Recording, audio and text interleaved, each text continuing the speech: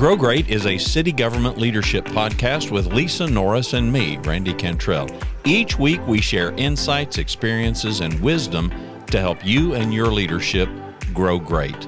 Our website is growgreat.com.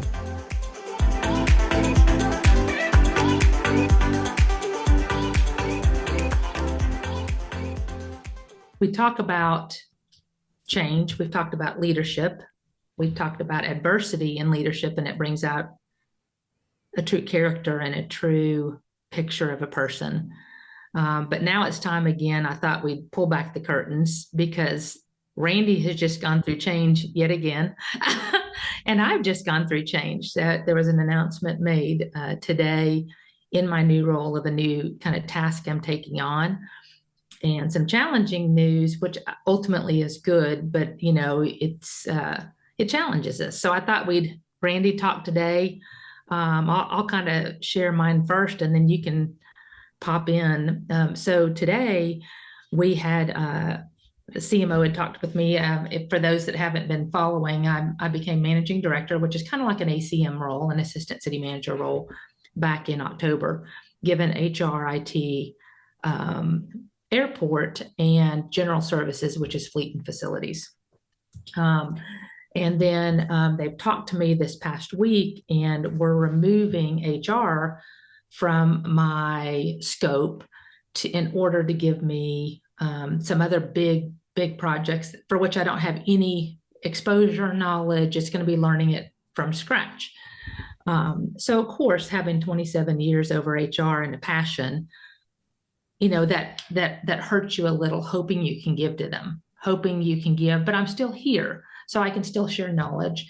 And ultimately, I don't want that to negatively affect the new HR director, where I was over that group for so long, and anything that I might be trying to do to give knowledge or share knowledge, it could be perceived as kind of, you know, getting in their business. And I never want somebody to feel like that. So overall, I think the move is excellent for her to report to somebody else. She's actually reporting to Cheryl, my boss.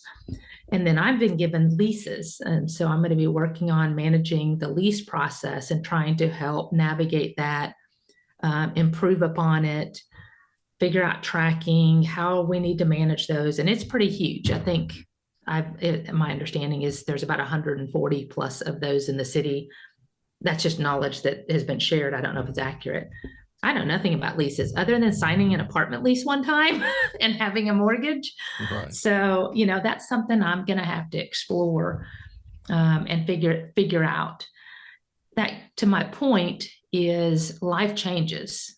Like, while it was hurtful initially that I'm going to lose HR only because I lived in that arena for so long, when you take a breath, it's really great for the department and the person to make it their own, and for me not unintentionally to send any other message, because they're great people. All of them are great people, and I would never want that feeling felt, even if I don't know if it has been or not, but I wouldn't want it that way because I care for the people like my family. I mean, they're my work family.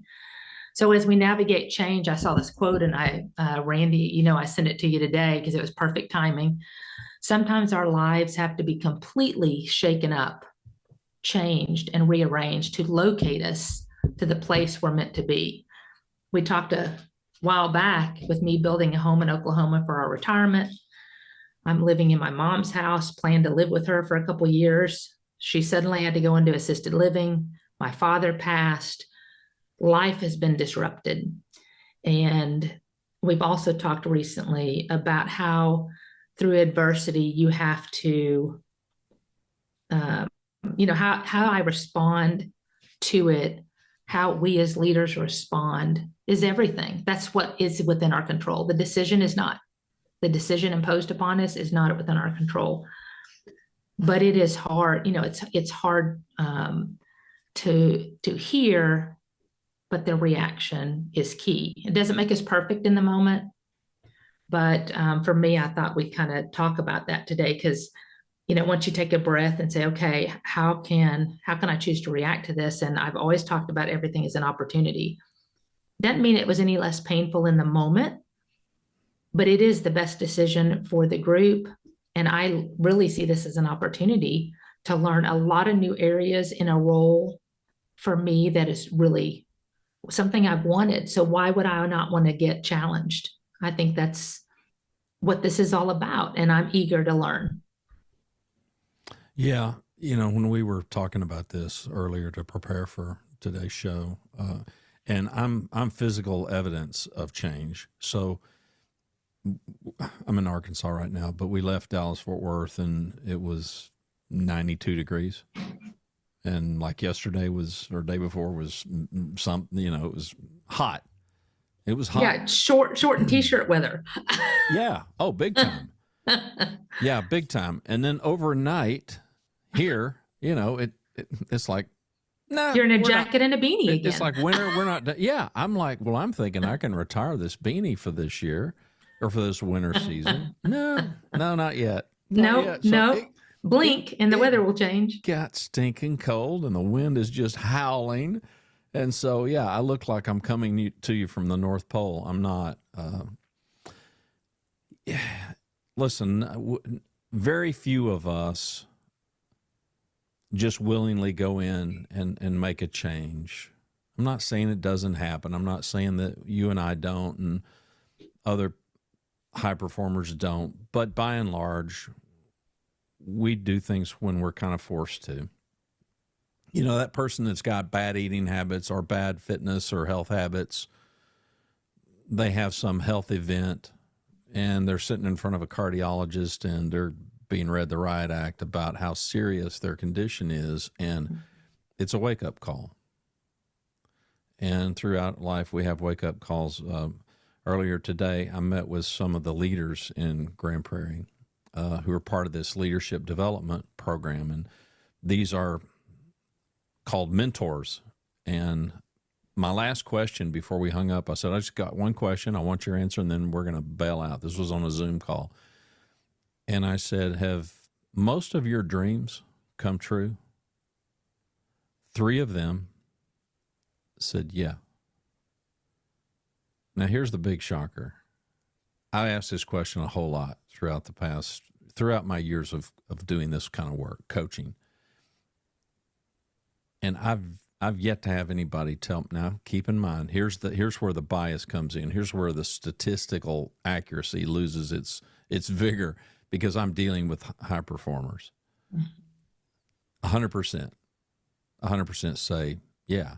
And so when you stop and think about it, now we got these moments in time like Lisa experienced, because, I mean, she's been so deeply entrenched in the HR world, and in a moment it feels like one thing, and now with a few days sleep and some perspective and some deeper context, it feels a bit different than it did in that moment. And, well, I don't know. I'll ask you. I mean, by and large, have most of your ambitions or dreams been realized? Absolutely. Life and work. Yeah, you know, and so I'm gonna intertwine in our story here about this change and lives completely being shaken up, because I don't want people to misunderstand. Lisa and I both are optimistic. You know, I wouldn't describe us as, you know, wild-eyed optimistic as far as, okay, we're just always going to be, come on, we're human. We've got downsides and we don't always handle it, maybe, as you said, in the moment, that optimism, that is. But it's out of those challenges that all of my growth has come. Mm-hmm. I mean, I'd love to tell you, man, climb to the top of the mountain, because that's where all the lessons are. Now, the lessons are all that crap you have to deal with to get to the top. Yeah, it's in the climb. It's in the climb itself. Yeah. And so I think the good thing is it's one easy barometer that I think you could probably lean on somewhat to determine whether you're a high performer or not. If you question whether you are a high performer or not, then face the reality of how you react to when your life is shaken up. Mm-hmm. It is a choice. And if you immediately go to blame and man, if only for this person or that person or this circumstance, my life would be everything I wanted it to be, then you probably have your answer. You're probably not a high performer. And sad to say, you may never be if you keep that attitude. Life throws you curveballs.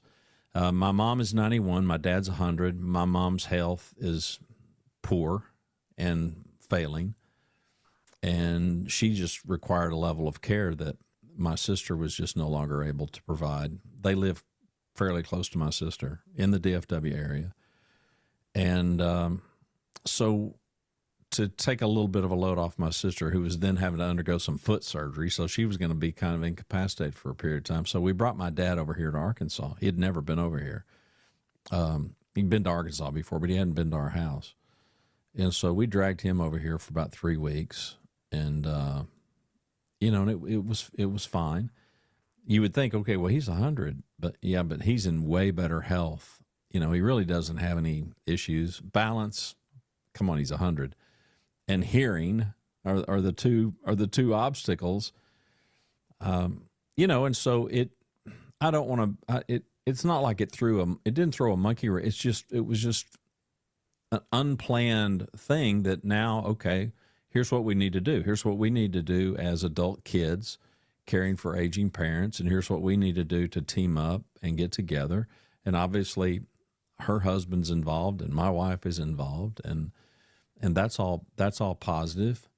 But you just have this plan. And so I talked to Lisa and I said, okay, well, we've got some things scheduled with Grand Prairie. And I said, okay, these are important to me. So I'm going to kind of get my calendar. It was a disruption in the calendar and a little bit of chaos. And I'm not a plate spinner. Plate spinner being defined as somebody just got to have a lot of irons in the fire, always got a lot going on, just, harem scarum kind of, that's not who I am. That is not you. That is not Randy. No, it is not it is so not how I roll. I'm pretty thoughtful, pretty intentional, pretty purposeful, very strategic, thinking ahead, 2 or 3 moves, got a long-term thing. I'm very flexible in the journey between here and there because I know that if I take one step, I'm going to learn some things. And that very well may alter the next step and the next step, which is why I've never really understood the people that are hung up on everything going according to plan. And it's just not the way life works. I'm thankful for the shakeup because, to your point, I think it is an opportunity. And I think it's a big, big opportunity for us to, I steal that line from the famous joke that Ronald Reagan always told and loved, it's an opportunity for us to find the pony. I mean, for me, the theme of that line, that quote, okay, find the pony. Can you find the pony? The joke is really simple. Parents have twin boys, little boys, one huge optimist, the other horrible pessimist. Go to the therapist. Therapist says, well, I'd like to try an experiment. Parents say, that's fine. He takes the pessimistic kid into a room filled with all of this kid's favorite toys, and the kid immediately breaks out crying. He gets down on one knee, eye to eye with this kid, and says, what is wrong? I mean, these are your favorite toys. Any toy in here, every toy in here is your favorite, and you're not playing with any of them. The kid's just bawling his eyes out. I'm afraid I'll break one. Okay, well, that didn't work. So in to the optimist room he walks with the little boy, and this room is just filled with horse crap. And this kid is just gleeful, and he is diving in with both hands. Well, now the therapist just does not understand the optimism of this kid. And so he leans down to this kid and he says, okay, I have no clue what is going on here. Why are you so happy? He said, sir, with all this horse crap, there's got to be a pony in here somewhere. So there's your punchline. The punchline is, in the midst of the shakeup, in the midst of the changes, in the midst of schedules, schedule, position, job, family, I mean, whatever it is that is shaking you up, can you find the pony? You Yep. can. Yeah, I guess a better question is, will Well, you find the pony? the question is, yeah, it always comes down to the opportunity versus a threat, in my opinion. And as I talk to people, do you see things as an opportunity or threat? Now, I'm a realist, and you know me. In the moment, we all have reactions. We're human, right? Was there a little disappointment? Was there questioning myself? Of course. I'm in a new role for 4 months. I want to be doing a good job. So I was like, man, did I do something wrong? Did I, that kind of thing? That's natural. And you're hearing it for the first time, so it's all in real time. That's correct. And so I have to look at that. Doesn't matter for any of us. Doesn't matter the delivery. Doesn't matter what you hear. Doesn't matter how it was said. For me, and I can only speak to me, what I have to then do, certainly I'm going to assess what I heard. But just like I've talked to my kids over time, I've talked to many employees in my 27 years in my career about what are you in control of? I'm not in control of the message. I'm not in control of the decision. What I am in control of is how I react to that. But you also have high self-awareness and know that you're a processor, meaning I am. Mm-hmm. You need time I need time to absorb this and think about it. That's right. That's right. And sometimes that's overnight. Sometimes it's in the moment.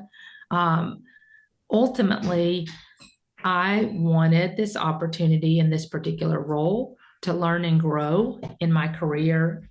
And that's exactly what I feel will happen. I choose to learn this. I choose to explore it. I also tried to hear the words said and assess those, right? What was said and what do I need to try? I have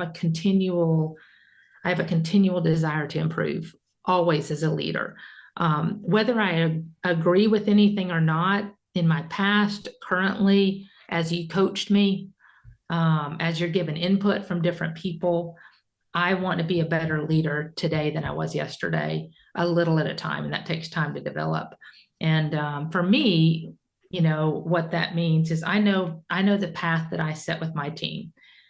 I try to communicate that path so they know what I'm doing and it's intentional. For me, that is my team knows that I was trying to develop trust and relationships first. That was my goal for the first 4 months, just develop trust and relationships. Because I'm, in my case, Tasha, the new HR director, was a newer director with us. She had been with us 3 years past, trying to develop trust there in her role and allowing it to be her department. And then learning general services, fleet and facilities, learning CIP projects. I knew nothing about that, having to learn how those work. So I told them I'm going to be asking a ton of questions initially to understand this. And then as we have moved through that, now I've been meeting with them and saying, okay, now that I know all your projects, I feel comfortable in where we're going and how it's operating and how you work and how I work. We respect each other because they're all different. They all operate differently. But I told them now I'm starting to pull back, but I need you to keep this going. I need you to. So what we've been working on, like one group, I'm working on communication. That was a challenge we explored together. And I said, there needs to be better communication, specifically, generally, overarching, like to directors. We need to do a better job of staying in front of it rather than reacting on the back end. And I'm always a leader that tells them, what my path is and what I'm looking for, so they know. And so on this particular one, I said, what I need you to do is now continue this. Do not fall back. You need to take this and roll with it harder as you move forward. That's what I'm going to be watching for. And they understood that. And, another leader, I'm working on engagement and working with their teams and things like that. So it's nice to have gone on that 4 months and say, okay, I think the trust is there. Now I'm pulling back to say, okay, and I told them, just bring your top 5 projects to me, But if there's anything that changes on the other 50 projects you're working on, just keep me informed in case I get asked by CMO, so I can support that and maybe limit a question that has to flow down, right? So those are the things, as leaders, we're always working on how to improve. So I knew the path, but I've got to make sure now, with information shared with me of where they see I can improve, that I'm assessing that and making sure, one, how do I need to improve that? Two, what does that mean? Is it just a misunderstanding in what I'm doing or how I'm doing it, or is it legitimately a gap? I'm having to kind of figure all that out. But for me, it was said. So I feel like if it's seen as a gap, I need to improve the gap. It's that simple. I want to do a good job by the team that I report to. So I have to figure out ways to make that happen, and improve, whether that's me, whether that's the message, whether that's the story, the narrative that I'm not telling well. Those are the things that we have to assess, and that changes as all of this changes around me, and I'm growing. So again, I look at it as an opportunity. I want to stay positive. I want to continue, obviously, contributing well. And all I can do is learn more and grow more. And what on earth could that hurt? It doesn't hurt anything. No. Well, the challenges are what make us stronger. I think for a lot of people, the big difficulty is we have figured this thing out. So for you, HR, you figured this out, and being at a city the size of Grand Prairie over the course of your directorship, which was a lot of years, Mm-hmm. you'd seen it most all. Mm-hmm. I mean, I would say it was probably a rare experience that you saw something that you'd never seen before, because you were in the game for so long. And so that provokes a comfort zone. You just, Mm-hmm. I got this figured out. I've got this. Now all of a sudden you see a sports metaphor, you see a pitch that you've never seen before. Mm-hmm. You know how to hit every other ball because you've seen them all. But okay, now here comes one, and I've never seen this. And now this muscle of having to figure it out, because I think that's the game. Mm-hmm. It's all over the website. All of my work, I just summarize it in, I'm just here to try to help people figure it out. I think the big game for high performers like us and our audience is when you've got it figured out, to keep on challenging yourself or putting yourself in situations, or hopefully serendipity happens and you get these situations that do continue to test you and do continue to make you evolve. I mean, I particularly think about older people in my demographic who, in various roles 20 years ago, they're not the same. They're fundamentally the same people personality-wise, but they've changed. They've modified. I think there's this agility to learning that deserves probably its own episode or three, that really can help us in our high performance leadership. We have got to have an agility to learn that trumps the average bear if we're going to be superior leaders. That is, we've got to have a flexibility. We've got to have muscles that we can. Speaking of muscles, every muscle in my body hurts. Yeah, you haven't told me yet about your change, but we'll address that later. Yeah, exactly. Well, we moved, and I think some of this is to the point of training ourselves. So Lisa goes from being an HR director, long-standing HR director in the same city, has known all of the players for decades, and now is in a new role that is a little murky because everybody's trying to figure this out. It's not really been defined. It's just like, here's your 4 departments, go forth and lead, which is fine. We do that most of the time, right? And the workflow there, the pace at every city is kind of crazy. In bigger cities like Grand Prairie, it's even crazier. And so it was about efficiency. The goals are and were always honorable, and just trying to figure this out. And so what's happening is you're witnessing leadership figure this out in real time, which is, by the way, a very rare opportunity. I mean, a really rare opportunity, because most things are, this is how it is, this is how it's going to be, and this isn't that, you know. So this is what I'm thankful for here is they're letting me figure it out. They didn't say you were only to do X, Y, and Z. right. They gave me complete empowerment. I know I need to be at a certain level, and that's going to be evolving because I'm learning. Yeah. But you're exactly right. It's figuring it out in real time. And I think there's some training involved there. You're not just going to go out and run. What is a marathon? 26 point something. You're not just going to wake up one day and I'm running marathons. You got to train to get to that point where you have that capacity, and that's exactly what's happening to you. So Lisa's in charge of this department. She's a subject matter expert, and now she's going into four areas of business, one of which she's a subject matter expert, the other three relatively clueless, inexperienced. That doesn't mean she can't do it, but then there's that growth that has to happen that I know that you've been challenged with of, okay, how do you go from the belief that part of my value is established in the fact that I am a subject matter expert. And if you're going to be a director of HR, let's make no mistake about it, you got to be. You got to be a subject matter expert. But you get to CMO, there's so many moving parts.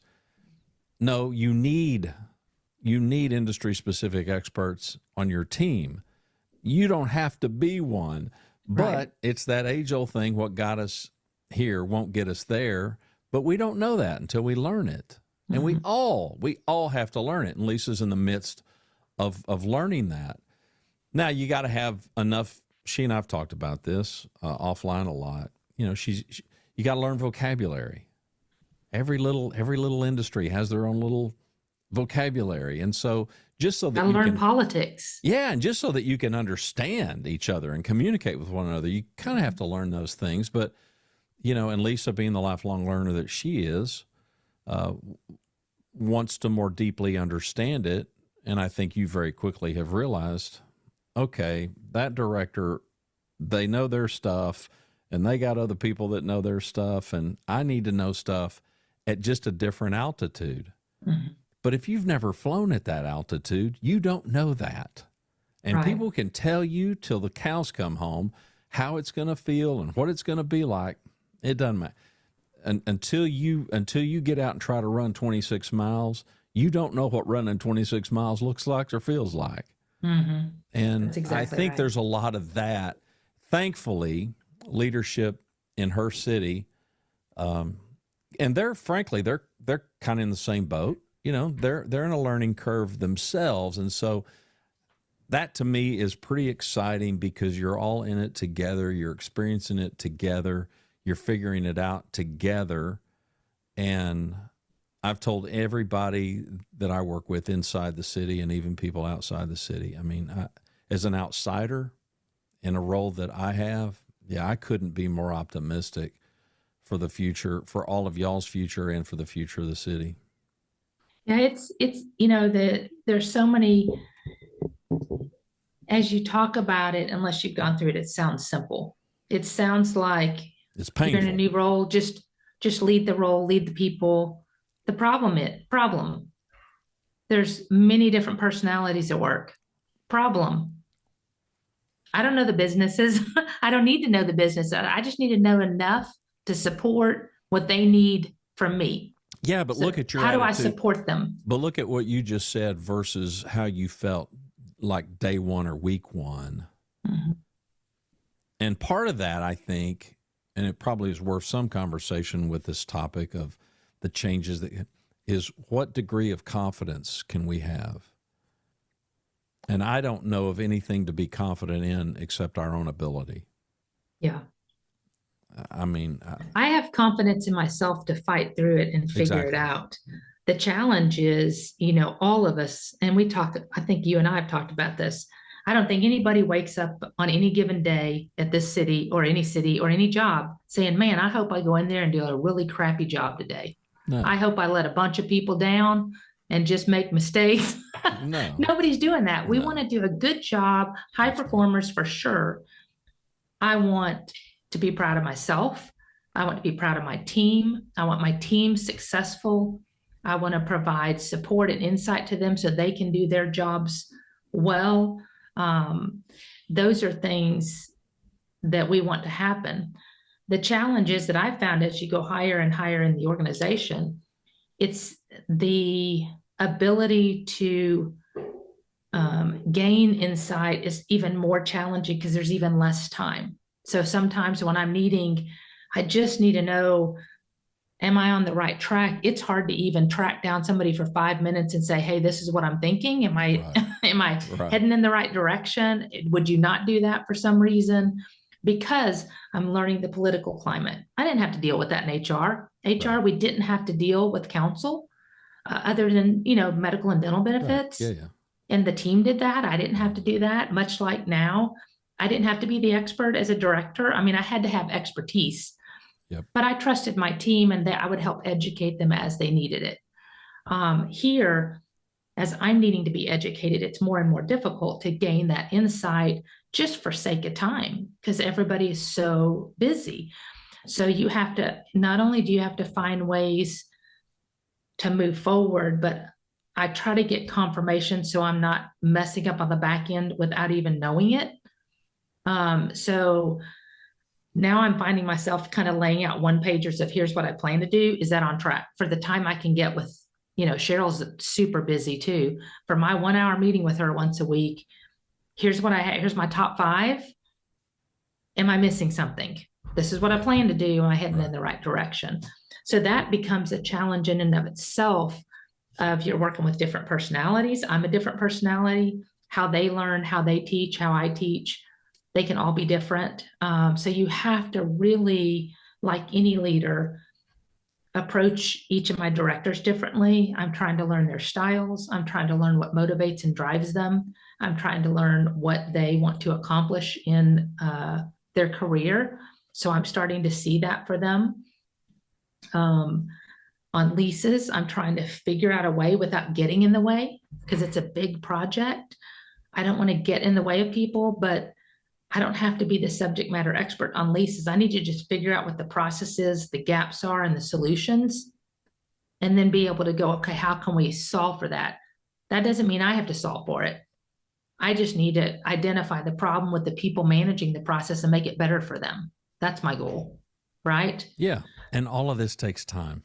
My gosh. It all takes time. So it all takes a huge degree of patience for us to keep at it. I mean, there is this tipping point.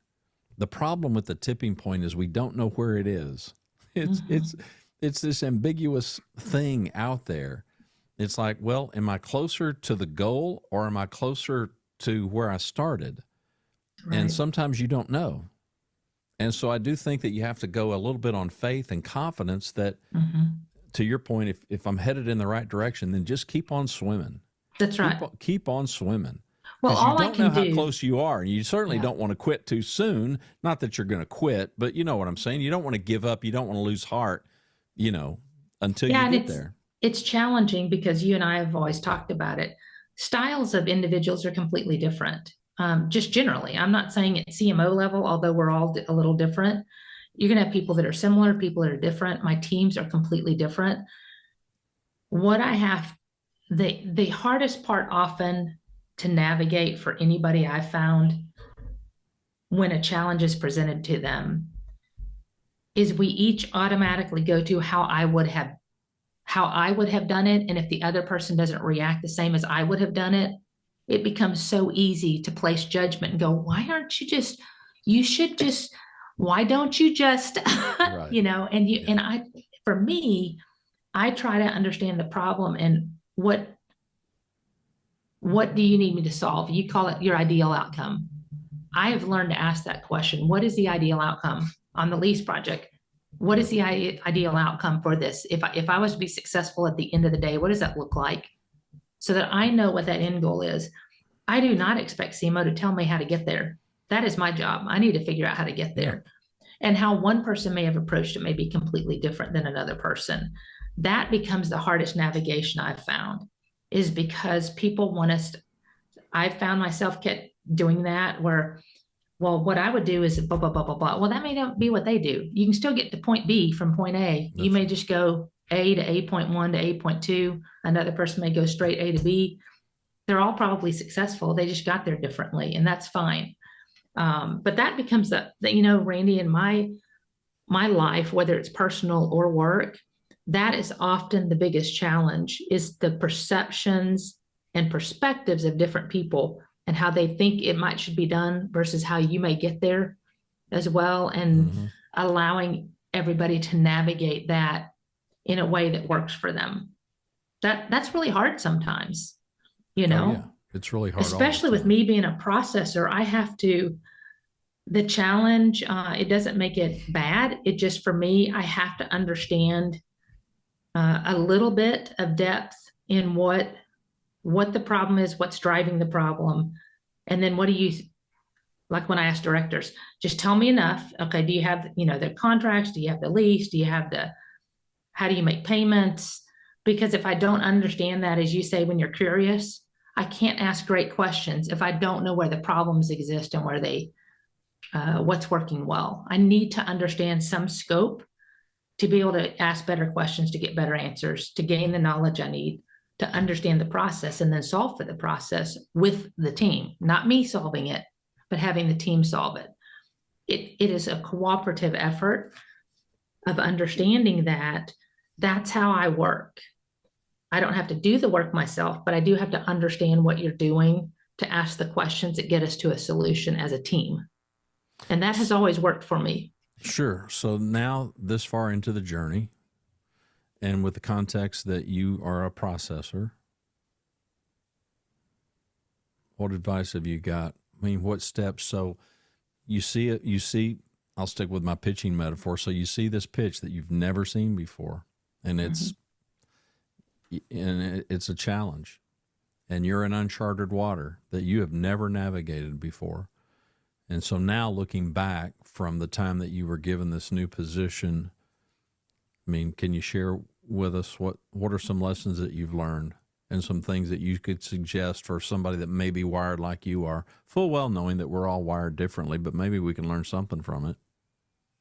Well, for me, it's staying focused on, as feedback is provided, I'm trying to understand what that means to that individual and how it applies to what do you see and how can I overcome that?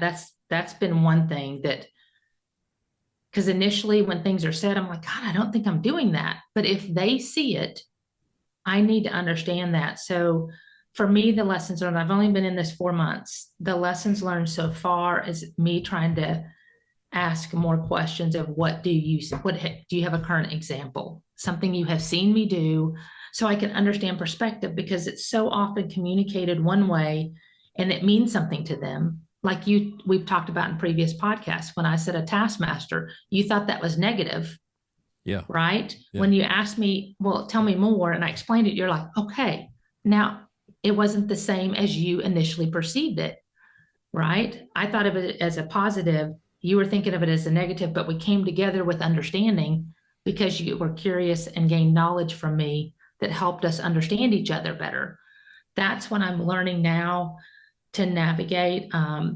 Still trying to navigate in, for me, the journey, and I've talked to you about it, is just staying true to myself. I know what works for me. I know I've been successful in leading people for more than 20 years very well. I've gained a lot of trust. I'm huge on relationships. But now I need to consider other perspectives that are giving me feedback on elevating myself and elevating my leadership even further. I have to listen to that, but balance staying true to myself. It may not be the way they would have done it, but I need to consider their perspective because that can only become better. Because first, I want to do well by them. I mean, these are my leaders, these are Yeah. people around me. Yeah, and you're definitely in every positive way a people pleaser. Yes, I want to You make want them these, proud. I yeah, love you want this them to be, city. yeah, and Absolutely. it comes through. And it's pride for myself. I want to do a good job. You know me, I want to Hmm. influence and make an impact, period, Yep. for the positive, not a negative impact. I want to Right. make a positive Right. impact. So those are really key things for me that are important. But often we beat ourselves up, which, in the moment I was thinking, oh my gosh, what have I done? And there may be something in the background. I unintentionally have impacted somebody. And I'm a realist to acknowledge that could be the case. I also know my heart, absolutely unintended, right? If Hmm. that did occur, and they don't have to tell me, we don't want that for anybody. But I know in my heart, I'm trying to lead well, and this is new territory for me. So, you know what? I'm forgiving myself. I'm learning. I have to acknowledge that I'm learning, and I'm going to take that feedback and try to become better through it. Because I believe those around me. I know Cheryl wants that for me. I know Bill wants that for me. I know Megan is a deputy city manager. They all, I believe, have my best interest at heart. So why wouldn't I listen to that and try to improve, but also stay aligned with my true self? I'm genuine. I'm caring. I love my people. And it's trying to balance all of that to continue my growth as a leader long term and do the best that I can for this city. And also eager to learn new and different things that they're providing me opportunities to do. So I'm going to, you know, just take those on wholeheartedly and move on down the road and do a great job and still try to be a great leader to those that I have under me at this point. Well, that whole being true to yourself, I, yeah, I want to dovetail onto that, especially during times like this, during times of big flux and big change and big shakeup and pitches that we've never seen before, kind of a thing.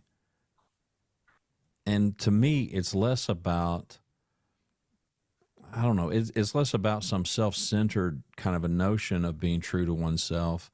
And to me, it's more of personal conviction. I mean, it's Mm-hmm. non-negotiable standards that you hold to yourself. It still is this worldview that we hold. You and I share in common the worldview that people, by and large, want to get up in the morning and do good work. That's Does right. that mean everybody does? It does not. There are exceptions. There are ne'er-do-wells. There are sloths in every organization. But by and large, I believe that to be true. Mm-hmm. And everything that I do is going to be based on that assumption, if you please. And I have been able to prove through decades of my work, it's true. It's just true. So when Lisa talks about that, being true to oneself, I think it's, yes, she's a processor. So she's got to be true to that. She could wish she were something different, but wishing ain't going to make it so. Mm-mm. I mean, I could wish that I had a capacity for math and science, but it ain't happening. So, there is that. Me, on the other hand, I am not a processor. I'm intuitive. I'm ridiculously intuitive, but I am quite fixated on evidence. And so people could think, well, intuitive, then, highly emotional. Emotions are a big part of it.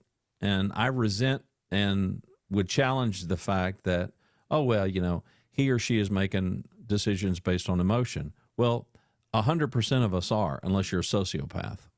Mm-hmm. You just are, because it's the human condition, and it's great. It's great that we're able to feel sadness. It's great that we're able to cry. It's great that we're able to laugh like crazy. It's great that we're able to smile and enjoy somebody else's success or our own. All of those are great. And you take emotions out of our lives, and we don't have any of that. We lose all of that. Without sadness, there is no happiness. So there is that. But I'm intuitive, and for me, I've learned to lean into the evidence. And one thing that Lisa and I have talked about, with some of her changes and even my own is, okay, what is the evidence showing us? And so in times of big flux and whatnot, we can tend to be a little bit too self-focused. Come on, let's face the reality. Grand Prairie, Texas is not making a bunch of big moves thinking, okay, Lisa's at the focal point of this.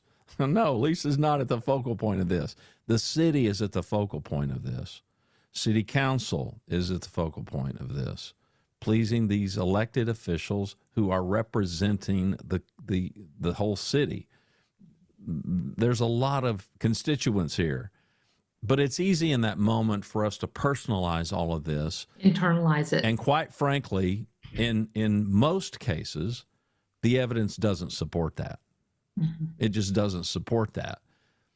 So I balance my intuition with evidence, and in those moments, so mine is a personal thing that has had some professional ramifications for sure, just because of the geography. So my mother falls in the home once, twice, 3 times, ends up in the hospital. She's got all kinds of health issues and needs professional nursing care, which neither my sister or I are qualified to give, and has been basically in a hospital or a rehab hospital of some sort ever since, for the last number of weeks. Meanwhile, 100-year-old father is now at home. They lived in their own house. My sister tended to them. I don't want to paint a picture of a 91-year-old and a 100-year-old man that are completely independent. No, people are tending to them, but they don't need somebody living with them. They didn't need that until they did, or until she did. Mm-hmm. And now, the sad reality is you've got a couple that's been married 73 years, and all they've known is being together. And, she's in a health condition that he isn't. Okay, so, we haven't navigated these waters. My sister is 6 years older than me. We haven't navigated having a 91-year-old mother and a 100-year-old father, but here we are. And she and her husband are retired. Rhonda and I are not retired, but people assume that the minute you collect Social Security, you're retired. How are you enjoying retirement? I'm like, no, you don't get it. I'm just collecting some money that I paid all through the years. I'm still working. That you paid 67 years to get. Yeah. Make no mistake about it. I'm still working. And then there's these life challenges, as you well know, because you're ahead of me, and so you've been somewhat of a source for me of strength and example and insight of just navigating this world and there are a ton of us. I mean, I read the other day, if it's true, more people this year are going to turn 65 than ever before. And so I'm in a big population of adult kids whose parents are getting older, but until you've navigated it, you haven't navigated it. And we've never navigated this. And you can say, I woulda, shoulda, coulda, until you're there. Yeah, exactly. Right. And so, and you talk about something that's highly personal and could be highly charged with energy. And, I think first and foremost, as adult kids, we're just faced with this challenge of, okay, what are we going to do? Now, I'm not making any judgments. There are adult kids out there that it's their problem. My sister and I, that's not our conviction. That's not our point of view. I'm not going to judge yours, but my point of view is they're our responsibility. We owe these people. We were once their responsibility, and it's payback time. That's our viewpoint, and so we operate from that viewpoint. For me, it's not. If I were just going to sit and focus on myself, or if I was just going to sit and focus on me and Rhonda, it just wouldn't work. It wouldn't work. We have defined leadership. One component of it is doing for others what they can't do for themselves. Well, if this doesn't fit that bill, I don't know what does. You've been there. You've done it. Including the passing of your father and now, with your mom. Well, Well, and you're in that boat now with your mother going into the rehab. Your sister had surgery, so can not take care of her. You've now, in a matter of a month, moved your dad in with you in Arkansas, and now you just moved out of an apartment this week that you were having two places to live. Yeah. You've not navigated that either. No, oh no. This is listen, I've been in uncharted water for I have been in uncharted water for 2 years. Well, I've been in uncharted water for at least 5 years. Yeah. You and I have been handling both of the just life in private and work has just monumentally changed for both of us, I believe. Don't you agree? I agree. In the last 2 years, we are navigating life and work in ways we've never had to navigate before. Many of you listening, that started with COVID. Yeah. All of us were impacted, private, public, the nation. That's where it started. And then it's just continued from there, because that's what that was the initial onset of my mom's issues. Right. Right. And I can say this for our audience, and you don't have to trust me on it, but what you see here with me and with Lisa is what you get. I mean, this is not, we don't hit record. We are both fairly incapable of fronting very well, you know. We are genuine souls. What you see is what you get. It's not going to change. No, this is the real deal. This is who we are. Now, we're not going to come here and air out all of our grievances or, you know, our problems, but I do want everybody in the audience to know, because I know everybody out there's got their own stuff. Sure. We've all got bags and bags and bags of challenges and problems and hurdles. I just want to be a voice of optimism and tell you, you can do this. You can do this. There's a lot of us that are in hot water, and we're finding, you know, sometimes a little hot water is just what we need. That's right. I do think for me, we need to build in some time for ourselves. There has to be some respite. All of the turmoil and all of the seeming chaos and the stuff that we're trying to figure out, especially when we're trying to figure out for the first time, I'll speak for myself, I need some time to just step back and disconnect from it. It may not be long, and sometimes I may need a little longer. So we drive over here for 5 hours. We load up, we pack, we load up, we drive over here, we unload, and now I'm just so tired I can't see straight. And I told Rhonda, I said, okay, we're gonna get the boxes in the rooms where they mostly go. Otherwise, we're having to move this twice. You know, because I don't know how people move.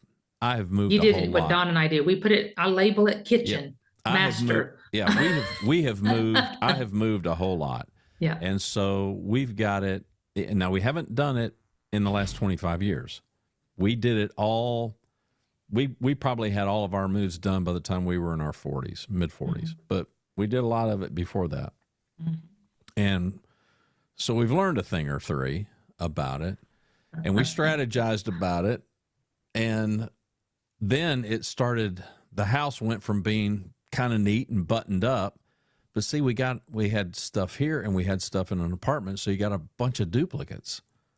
I mean, I got two, those O-Cedar mop systems. Mm-hmm. By the way, they don't sponsor the show, but you should, because these are great. These are terrific. These are terrific mopping systems. If you've not seen these things where you can spin the water out of the thing. Okay, well, we have one here and one there. Yeah. Vacuum cleaner, got one there, got one here. It's that kind of stuff that normal people don't have. I might need a vacuum cleaner. Ours just broke at my mom's. So if it's for sale, I will definitely buy it off the marketplace. Yeah. So, it's just navigating some of that stuff. I've never maintained, basically two residences ever in my life. And I told Rhonda, I said, I don't know how wealthy you'd have to be. You'd have to be at least a billionaire, because you just have to have full-time staff hired somewhere. I mean, I can't imagine people doing that because they just wanted to, but It is what it is. My point is, listen, we all do what we have to do, and you will figure it out. Here's what I know to be true. You won't figure it out if you lose heart. You won't figure it out if you lose confidence. You won't figure it out if you lose patience. You won't figure it out if you think that it's all centered around you. If Lisa sat there and thought that CMO and city's making a decision and she's just at the focal, newsflash, she's not the headline here. And newsflash for all of us, you're not the headline. I'm the headline only in my own life. The world didn't conspire to put Lisa as a daughter in the situation that she was in with her parents. The world didn't conspire to put me in. It's life. Mm-hmm. It's life. And so what are we going to make of it? What are we going to do with it? I would add to that, as you look at it, Randy, like you said, it's not about you. It's not. Life is going to deal us continually challenges. I'm saying life because life is personal and work. Life is life. They interchange, they interconnect. You cannot have one without the other. You can't leave one at home and one at the doorstep when you walk out at work. It just doesn't work that way. They're intertwined. So the challenge that I see along with that is if you are going to blame others, if you have a change and you feel like, well, that's because they did this or this person did this or they don't like me or, it's because of this, and you don't take ownership, you will have more difficulties than you need. You're making it so much harder on yourself. You need to recognize, in my opinion, look at things as an opportunity and see what you have control over. I don't have control of the decision, like we said earlier. It doesn't matter if I agree with it, disagree with it. The decision's been made. Move on down the road and figure out what you're in control of. Right now, I'm in control of 3 departments and now Lisa's. And guess what? And whatever they decide tomorrow, next week, next year, I am eager to learn and help. If they see I can help with that, if they see that's where I'm needed, that's where I'm needed. My goal is to instill the relationships continue. My goal is to instill trust in my team and get their support and do what I can to support their teams. You have the ability to control your response, your reaction, your perspective, and how you manage you and your team. That's what's important, and that's what will make a difference and influence others to be better than they are with Grow Great. Thanks for watching and listening to Grow Great, a city government leadership podcast. For Lisa Norris, I'm Randy Cantrell. Be well, do good, grow great. The website is growgreat.com.